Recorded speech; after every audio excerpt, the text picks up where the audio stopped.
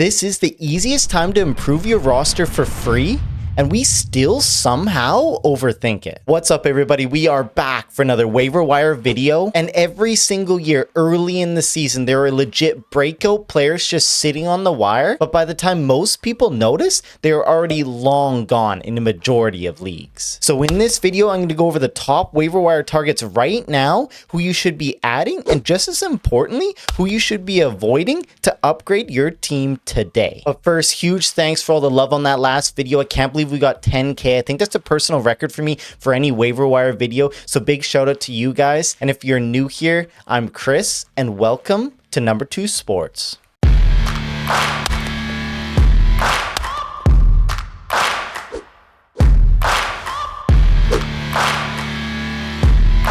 Okay, first up here, we're going to go Colt 45, Colt Keith from the Detroit Tigers. Now, Colt is a former top prospect with an abundance of talent. It just hasn't all came together for him 3 years in. We talked about him a lot last year at times as a 12-team league guy. He just never had consistent enough production to be a staple in people's lineups all season long, though. This year, Keith has made some changes that have resulted in some really positive outcomes in the early going. For one, he's increased his bat speed nearly 3 miles per hour, almost putting him in the upper 75th percentile in the league, and he's one of the larger bat speed increasers in the MLB this season. 2, he's increased his attack angle on more swings, bumping it up to 55% of the time compared to last year at 48%. Attack angle is important, remember, because it's considered to be the most effective for maximizing power and trajectory, essentially giving the hitter more opportunities for powerful hits, line drives, and home runs. Balls that will just clear the infield. And then third, Keith is currently pulling the ball in the air at a career rate of 29.6%, which is just absurd, which would be good for 6th best out of the entire MLB last season, around guys like the big dumper Schwarber and Jose Ramirez. I've been telling you guys, good things will happen when you pull the ball in the air a lot. And then lastly, if you still aren't buying it, all his underlying power metrics have improved since 2025. I hate putting a lot of stock into player savant pages this early because they can just be skewed and swing very easily, with most batters still under 50 plate appearances, but it is something to take note of and not just discredit it completely. So Colt 45 is swinging with more intent this year. A home run is inevitable. It's crazy that he doesn't have one yet. He's going to pop his cherry soon. He has triple infield eligibility with first, second, or third base, which means you shouldn't have trouble getting into your lineup most nights. There still is concern with him against lefties, though. He's only actually had one plate appearance against them so far this year, which is kind of surprising, but he does have a career 605 OPS against them, so he does struggle against southpaws. So I don't really know if he's going to be a full-time platoon guy yet. We don't have enough evidence. We haven't seen Detroit play a stretch of lefties to see what the coaching staff's going to do, so it could be a knock on him, but it is something that is unknown. I do like Colt Keith as a sneaky guy who could have a breakout year if things all fall right for him in 2025. Okay, and we're going to keep going with the famous patented Chris's 2-for-1 special, baby. 2 injured pitchers, stash candidates, and one you could actually throw in an open NA spot right now before he gets called up. And the first up that we have is going to be Grayson Rodriguez. Now, I talked about Grayson a lot as a sleeper pitcher in one of my sleeper videos pre-season, pre-draft. I'm in on bounce backs this year from injury. He does have a nice 4-pitch mix, unbelievable extension. This is just the year that he needs to prove that he still belongs in the MLB and that he can stay healthy before his career arc just completely goes in the crapper. He has all the talent as a former top prospect if he can stay healthy, regain some of that touch that we saw when he succeeded. There are just definitely a lot of worse guys that you can stash on an open IL spot right now. And then the next one we got is Spencer Arrighetti. Now, dad strength is a real thing. Any of you dads out there can confirm it. Arrighetti just got a double dose of it, welcoming in twin boys on Tuesday. So good luck with that, brother. But the Spaghetti Pirate has just dominated AAA in his first 2 starts of the 2026 season, striking out 13, allowing 0 earned runs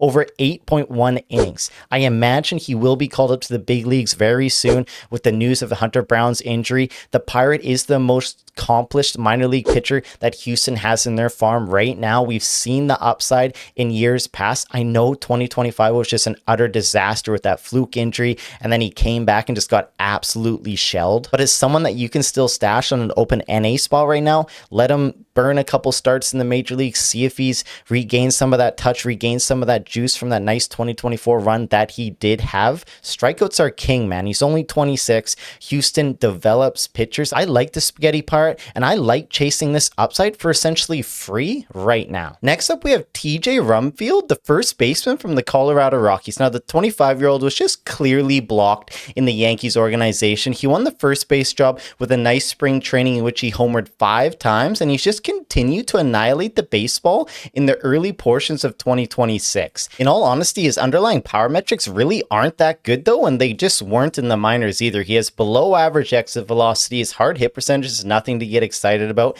and he has poor bat speed. 3 things that don't necessarily scream like he's some stud power hitter. But the saving grace is his pull air percentage, and man, if I just had a penny for every time that I talk about pull air percentage in these videos, I'd have like 14 cents in my pocket. But that definitely can help alleviate the poor power metrics, especially when you play half your games at Coors Field. All his expected stats are actually worse than his actual, so you know there is going to be some regression coming here. Rumfield is just simply not a 370 hitter, but he has great plate discipline. He doesn't whiff, doesn't strike out that much, and as long as he doesn't sit too much against lefties, Rumfield should be useful in 12-team leagues, as you should get an extended look, extended run in a poor Colorado Rockies lineup. Okay, and for a deep league option here, you got to throw in at least one deep league for your 16-team league plus sickos out there. By the way, I love you guys. And we'll stick in the friendly hitter confines of the Colorado Rockies with Troy Johnston. So Troy is swinging a hot bat. He's starting most of the games in a decent spot in the order. The 28-year-old could be playing himself into an everyday role this year. Johnston is limiting the strikeouts. He's putting the ball in play. He rarely walks, which isn't a great thing. The power is limited, but he definitely gets a Coors Field bump there. And with dual position eligibility at first base and outfield, I don't mind taking a fleer on him in deep leagues, as long as you know that he could legit go like 0-14 this weekend and be back on the waiver wire Monday morning. But when you're deep, you're deep. And sometimes a change of scenery just does wonders for a player. And so far, so good for Johnston. Okay, next up, we have Taj Bradley, one of the hottest waiver wire pickups in the last week or so that you can find on the wire. So before we get all our pennies in a bunch here, I did want to talk about him more. Originally, I was just going to include him in the most added section, since I know his roster rate is just skyrocketed and he's for sure gone in any competitive 12-team league right now. But I feel like we just did need to talk about him a little bit and consider the changes he's made, even though his track record doesn't warrant us to do so. Bradley is posting a 1.08 ERA, a 1.08 whip after 3 starts, his latest one going 6.1 innings with 10 Ks against Detroit being the most impressive. Bradley also has what would be a career best 31.4% K rate and a 5.7% walk rate. The splitter is the most welcoming improvement, returning a 56.3 whiff rate, which is absurd. But what's different about it is he changed his grip in the offseason and is now getting an additional 3 inches of drop on it. Like, he really is just buckling hitters with this pitch, as you can see. Add that with his fastball velocity up a little bit with more induced vertical break, and you can see why he's been so effective 3 starts in. The stuff has always been there for Bradley, for the former Rays prospect, and we've seen him dominate for stretches before, and also being completely burned by him before as well, myself included. He was a hopeful breakout pick by many. Bradley has absolutely returned value so far this year. The high upside strikeout arm has been on full display this year, racking up 22 Ks in just 16.2 innings. Bradley is just 25 years old, remember? The guy is still a spring chicken, probably doesn't even know what a real hangover feels like yet. So is he finally putting it all together? It's too early to make judges like that in my opinion, and the foundation does seem a little shaky to me if the fastball can't limit hard contact and isn't generating a ton of whiffs. But there's just absolutely no way you can let Bradley just flounder on your waiver wire right now in case any bit of this is real. Okay, so you guys know we always crush out bonus guys here, and for our bonus guy, we're going to go Jansen Junk off the Miami Marlins. Now,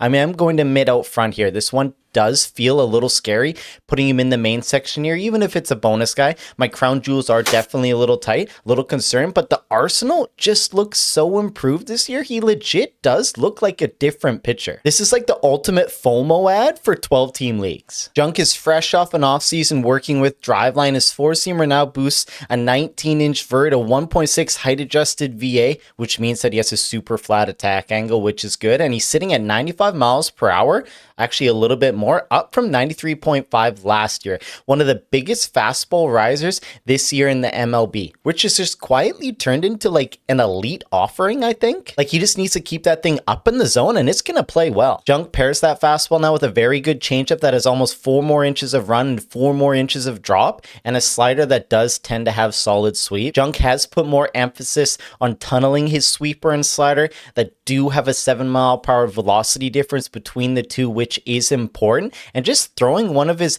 better offerings more, his changeup now, jumping to a 22% usage rate this year from only 8% last year. So the change is making a difference. No pun intended. Now, I get it. This could just be the ultimate trap play, as I don't usually buy in or don't usually believe in 30-plus-year-old breakout seasons just coming out of nowhere. It always just seems very unlikely to me unless there are some like real concrete changes. And I do kind of feel like we could be seeing that with Junk 2 starts in. Definitely against better teams, so Junk has to have a bit better of command, but he's got Detroit, Milwaukee, and St. Louis up next. I'm intrigued to see it, but also just understanding that this could just completely backfire, like trying to prairie dog a 40-minute drive home in rush hour. Okay, now let's get into the section where I go over the most added players from Yahoo over the last few days. So we're going to do the most added batters and the most added pitchers, and I'm not going to spend a ton of time on these guys, but I'm just going to tell you if I'd pick them up, if I'd ignore them, or what I would do. So let's get into it. Okay, first up, we got Ryan O'Hearn, who's hitting cannons on and off the field, if you know what I mean. Okay, but yeah, so he has started the season just absolutely scorching hot with a 1.099 OPS, 3 home runs, and 11 RBIs so far. A lot of his hard hit metrics and his pull air percentage are underwhelming and are in line with years past, which makes me think he is going to cool down and regression is unfortunately going to come. O'Hearn has continued to hit lefties well, though, which is something that he's been carrying on from 2025, which is a positive in his development. And he also does have great plate discipline, so he is an okay ad while he's hot. Just know that he's not going to continue to hit 400 for the rest of the season. Okay, next up we have Cam Smith. Now, I really did want to include Cam Smith in the main waiver wire section, but I just feel with his roster rate absolutely skyrocketing over the last few days, I feel like you'd be wasting most people's time because I assume that he's gone in 80% of the competitive leagues out there. But Smith has the tools, he has the prospect pedigree, he has shown us glimpses in his rookie season that he can be that guy. I know the exit velocity numbers are lacking right now, but I love the increase in his bat speed by nearly 3 miles per hour, and I think those exit velocity numbers will be corrected in the near future. He's playing every day. He also has speed. I'm super in on Smith right now, and I'm stoked I grabbed him in a bunch of drafts late. So here's another guy whose roster rate just continues to climb, and I know we talked about him last week. We touched on him last week, and that's going to be Jordan Walker. Are things finally clicking in his age 23 season for Mr. Walker? I really hope so. If he's on the wire for some reason still in your league, you just have to add him in case this is the breakout year for him. And remember, player development isn't always linear, and just no question about it, I am absolutely ready to get hurt again. Okay, we'll keep going with Mauricio Dubon. Now, I get it, he's swinging a hot bat and he's piling up the hits, but Dubon has done nothing in his career to suggest now that he's a power hitter or has the ability to do so at 31 years old. All his hard-hitting metrics over the years have been in the bottom percentiles. He has slow bat speed. He's a career 119 ISO. I would not expect much power from Dubon going forward, besides some hits and maybe like a sub 250 batting average. We should chase elsewhere. Okay, we'll keep going with Garrett Mitchell. Now, I don't get overly excited for platoon guys unless you're like in a daily league where you have the ability to swap them in and out against righties or sit them against lefties, especially ones that tend to have very high strikeout rates like Mitchell does. He's a career 34.3% K rate and 40.6 in the early going, and I know it's a small sample size, so that is skewed a little bit here in 2026, but power and speed are rare to find, so I do understand people chasing it, but I wouldn't want to be dropping anyone of value for him. The platoon and strikeout potential makes his margin of error for fantasy just so small. Okay, and last up, Max Muncy from the Athletics. Now, he's another guy whose roster rate is just exploding the last few days, most likely rostered in all 12-team leagues right now. He's picking up hits in bunches, doing his best Jacob Wilson impression of last year with 7 infield singles already. He's only 23 years old. He had a career 880 OPS in AAA. There is plenty of fantasy upside here, obviously, with his increased bat speed, improvement in all his underlying metrics, but his chase, whiff, and strikeout rates are just downright disgusting to begin the year. I do think eventually that will come to bite him in the ass when his 667 BABIP inevitably comes down. You should add him, of course, if he still is floating around on the wire there, just to see if he can stabilize or lower his strikeout rates and get that part of his game under his control. Just beware, there could be some real regression coming here for Max Muncy. You guys agree with that? Let me know. Or do you think this is legit and he's going to get his K rates under control and you think he's just going to be a stud? Let me know in the comments down below. Okay, let's move on to some pitchers here. And first up, we got Ronaldo Lopez. Now, Lopez has been cruising through his first 3 starts of the season. His velocity is way up from spring, so I have no idea what was going on in spring there. Like, he was almost like hiding an injury or something. He had an incredible 2024, even though the underlying stats did suggest that he got pretty lucky there. At 32 years old this year, I don't know how much juice he has left in the tank for how many innings he's going to be able to gobble up in 2026. He has nothing really overly dominant in his arsenal. I don't think we're going to see a duplicate of 2024. Lopez is really nothing more than a streamer, in my opinion. We'll keep going with Jacob Junis. Now, I'm not the biggest believer in his stuff per se for closer material, but he is getting the opportunity right now. He's limiting hard contact. He's not walking anyone, so sometimes the opportunity can just outweigh the skill for fantasy. I still think he's in a fluid situation in that closer role. For people who are always chasing saves, you just got to ride it until something changes. Next up, we got Noah Cameron, and a lot of you guys know from last year, I'm not the biggest fan by any means of soft tossing lefties who require elite control and precision to limit damage, but he does get the Chicago White Sox next. He has had a couple productive outings. He does have a nasty changeup. He has decent win opportunities on the Royals squad. There just will be blow-up games in the near future. Just know that. I prefer him more as a decent streamer rather than like a must-roster guy for 12 league teams. Okay, next up we got Mitch Keller. Now, I'm not like drooling from the mouth by any means going to add Keller to my fantasy squads, even after an impressive start to the season. He's actually lost some juice on his four-seamer, which you don't like, but has gained a couple inches of vert and ride, so I guess it's a fair trade-off. His expected FIP is 4.21. This is a guy who has a career ERA in the mid-4s in his age 30 season. If you need a guy who's going to pitch 175 plus innings with subpar ratios and middling K numbers, Keller is your guy, but this is just the definition of a floor play through and through. But I do understand that's okay in some leagues. I just personally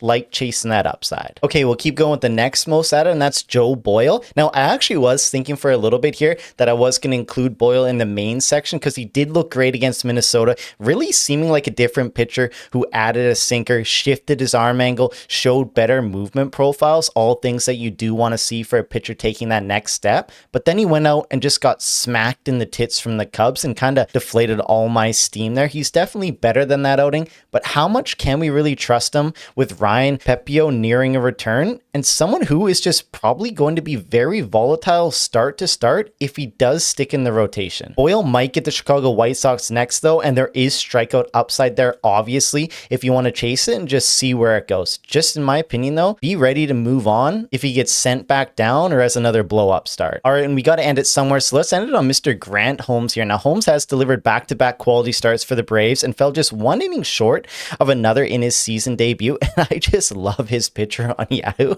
It looks like a dude who just can absolutely annihilate a pack of smokes and a six-pack of Bud while working on their muscle car. But anyways, Holmes does have strikeout upside, even if it really isn't showing it completely so far in 2026. He's not the greatest ground ball pitcher and does tend to give up decent exit velocity, so he is very susceptible to getting rocked, and he got so lucky in the second inning against the Angels, it could have been really bad. He allowed 4 consecutive base runners, 3 walks, and a hit, but escaped with only 1 earned run, so kudos to him for getting out of that jam, but I am a little skeptical for any long-term value here. I like the stream against the Marlins, give me that, but I'm not committing to him as a full-time guy on any of my 12 league teams. Okay, that's it for the Yahoo most added section here. As always, let me know down below, do you agree with it? Who you guys adding? Who you guys dropping? Or who you guys just leaving on the wire? Who you think's just fool's gold and you're just hoping your teammates burn a move picking them up? Let me know in the comment section down below. Okay, now let's get into the recap section where I always recap my prior week's waiver wire video. As you guys know, I always like to hold myself accountable. I always hate when you see channels or whatever touting these guys and they end up absolutely sucking ass mass and then you never hear about it again. So if I do that to you guys, there will be punishments. But yes, I'm going to try and work on an intro like I did for basketball. It's also just another opportunity to reaffirm guys that could still be floating around on your waiver wire. So even if you don't care about me getting rocked in the nuts, you still should check out this section. Okay, first up, we had Jordan Lawler, and we all know how that went. Gave him the NTS curse there. Super unlucky. I was super excited to see what he was going to be able to do this year. Stashing him is only a pure luxury at this point, and it sucks. Next up, we had Justin Steele. Now, nothing has changed. I still like him as an IL stash in all leagues. Peter Parker Messick. Now, I'm in on him. He fared well in a tough environment against the Cubs, allowing 1 run on 2 hits in 5 innings with 6 Ks. He is throwing high 4-seamers, low changeups. It's a solid plan of attack. He's another tough one in Atlanta, but I like him. Colt Emerson, again, nothing has changed. He's still a walking highlight reel in AAA. The Mariners are just dying for some juice right now in that batting order, in that lineup. I don't know how much longer they can wait and put off calling him up right now. I love him as a stash everywhere. Next up, we had Kyle Harrison. Now, he had a solid start against KC, 2 runs in 5.1 innings with 6 Ks, a 28% CSW. He gets the Nationals on the weekend, followed by Miami and Detroit. I think Harrison is a solid mixed league option right now. Next up, we had Owen Casey. Now, sitting 4 games in a row was not on my bingo card. I thought Miami would give him a lot more run, but it is early. Maybe they just didn't want to have a dip in any of his confidence going up against lefties. But Casey was back in the lineup like he never left, though. Couple of doubles, 3 RBI. The big thing with power hitting prospects like Casey is the strikeouts. Keep it in that 25% range and not the 30 plus. And there is so much upside to be had within Casey's bat. And then we'll wind it up with another guy who got sat a lot during the week, and that's going to be Jesus Sanchez. So he did have a little rough week here. He sat against 3 lefties, which obviously isn't ideal. A big thing with him for me personally was if he's not going to be in a full-time platoon role, if he can get the odd bats against lefties here and there, it will do wonders for his value. I still am in on him for deep leagues. He's hitting the ball very hard, and I do believe in the Blue Jays coaching staff. Shallower leagues, he's obviously not a play right now, but just keep your eye on him and let's see how this plays out. I'm giving myself a pass week 1 here, video 1. Casey, I still really believe in. Jesus Sanchez, I think for a deep league, there is some potential here. I probably will take an L for that, though, the first one there. And then Messick, sweet. Harrison, sweet. So no nut shot, no torpedo this time. But, you know, it'll come. All right, boys and girls, but I think that's it for this video. I appreciate y'all watching. Hit that thumbs up if you like it. Hit that thumbs down if you dislike it. And hit that sub button if you aren't already subbed. I'm going to be trying to do weekly waiver wire videos all season long with the odd buy low, sell high, or panic meter during the middle of the week. And as always, have a good rest of your weekend, day, night, wherever you are. And I'll see you guys real soon.